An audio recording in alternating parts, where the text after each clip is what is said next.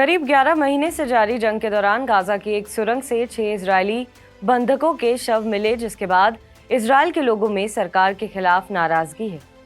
लोगों का कहना है कि नेतन्याहू को हमास के साथ सीज फायर डील कर लेनी चाहिए, जिससे उनके अपने घर वापस लौट सकें। इन्हीं मांगों को लेकर हजारों लोगों ने नेतन्याहू सरकार के खिलाफ प्रदर्शन किया। हजारों की संख्या में प्रदर्शनकारी सड़क पर उतर आए और नेतन्याहू सरकार के खिलाफ विरोध जताया। मीडिया रिपोर्ट्स के मुताबिक करीब 3 लाख लोगों ने इस प्रदर्शन में हिस्सा लिया। इस दौरान पुलिस और प्रदर्शनकारियों के बीच भी झड़प हुई। प्रदर्शनकारियों का कहना है कि नेतन्याहू सरकार को हमास के साथ सीज फायर डील और बंधकों की रिहाई में देरी नहीं करनी चाहिए। लोगों का मानना है कि गाजा में इतने बड़े सैन्य ऑपरेशन के बावजूद नेतन्याहू हमास के कब्जे से सभी बंधकों को रिहा करवाने में कामयाब नहीं हुए हैं। लिहाजा सीज फायर डील ही एकमात्र रास्ता है बंधकों को रिहा करवाने का। इससे पहले सीज फायर डील के लिए हुई वार्ता के दौरान भी बंधकों के परिजनों ने प्रधानमंत्री नेतन्याहू से मुलाकात की थी और कहा था कि उन्हें ये मौका हाथ से नहीं जाने देना चाहिए।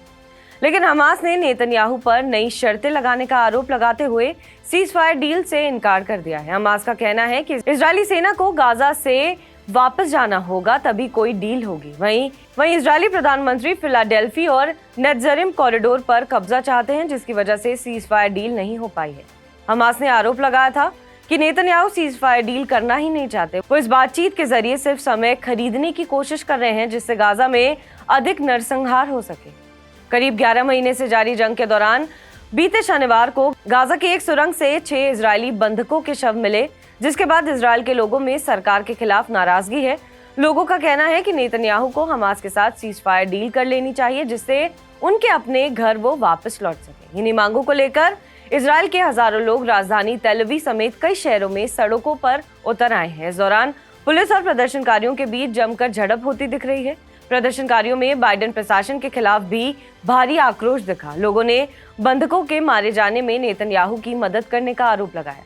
7 अक्टूबर को हमास के लड़ाकों ने 240 से ज्यादा लोगों को बंधक बना लिया था। इजरायल का कहना है कि इनमें से अब कुल 97 बंधक अब भी गाजा में बचे हुए हैं। इनमें 34 बंधकों के मारे जाने का भी शक है। इजरायल के मुताबिक इनमें से ज्यादातर इजरायली नागरिक हैं और कुछ दोहरी नागरिकता वाले बंधक भी शामिल हैं। जानकारी के मुताबिक पिछले साल इजरायल और हमास के बीच समझौतों में करीब 117 बंधकों को रिहा किया गया था। वहीं कुछ बंधकों को इजरायली सेना हमास के कब्जे से छुड़ाया है।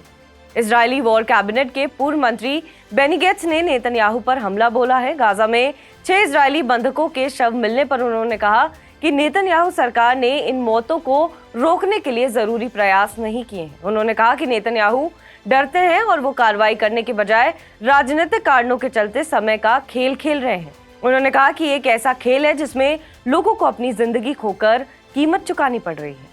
बहरहाल इस खबर पर आपका क्या कुछ कहना है, हमें कमेंट करके जरूर बताएं। बाकी देश और विदेश की तमाम बड़ी खबरों के लिए आप देखते रहें TV9 डिजिटल।